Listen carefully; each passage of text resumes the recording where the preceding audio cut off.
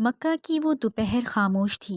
لوگ اپنے اپنے گھروں میں آرام کر رہے تھے، مگر اللہ کے نبی صلی اللہ علیہ وآلہ وسلم اپنے گھر میں خاموش بیٹھے تھے۔ ان کے بیٹے عبداللہ اللہ کو پیارے ہو گئے تھے۔ وہ ننھا سا جسم جو کل تک ان کے سینے سے لگ کر سانس لیتا تھا، اب مٹی کی گود میں تھا۔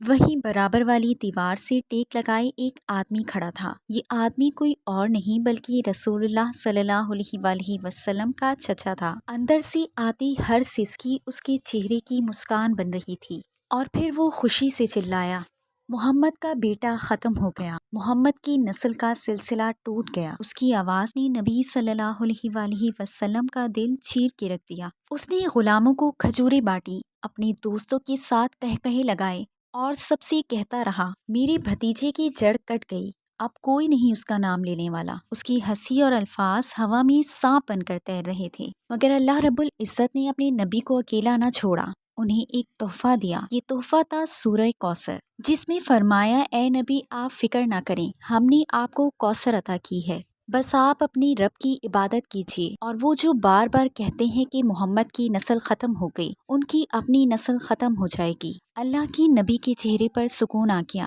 دن ڈھل گیا۔ ابو جہل بے وقوفوں کی طرح ہنستا رہا، اسے کیا خبر تھی کہ اللہ نے اسے جیتے جی برباد کر دیا۔ اللہ نے یہ تحفہ عطا کر کے اپنے نبی کا مقام اور بلند کر دیا۔ جب قرآن میں انا کا لفظ آتا ہے، اس کا مطلب ہے کہ کسی بات پر زور دیا جا رہا ہے۔ انا آتینا کل کوثر کا مطلب ہے کہ بے شک ہم نے آپ کو کوثر عطا کی ہے، یعنی گفٹ کی ہے۔ ایک حدیث میں آتا ہے کہ کوثر موتیوں کے کناروں کے درمیان جنت میں بہنے والا، کبھی نہ ختم ہونے والا ایک جھرنا ہے، جس کا پانی برف سے ٹھنڈا ہے، جس کا پانی شہد سے میٹھا ہے، اور جس کا پانی دودھ سے زیادہ سفید ہے، وہ ہے کوثر۔ آتینا کا مطلب ہوتا ہے تحفہ دینا۔ اللہ تعالیٰ نے اس تحفے کے ذریعے اپنے محبوب کا مقام مزید بلند کر دیا۔ سب سے بڑا تحفہ اللہ نے اپنے محبوب کو یہ عطا کیا کہ ان کا نام تا قیامت زندہ رہے گا۔ اللہ نے اپنے نبی کا نام اپنے نام کے ساتھ جوڑ دیا۔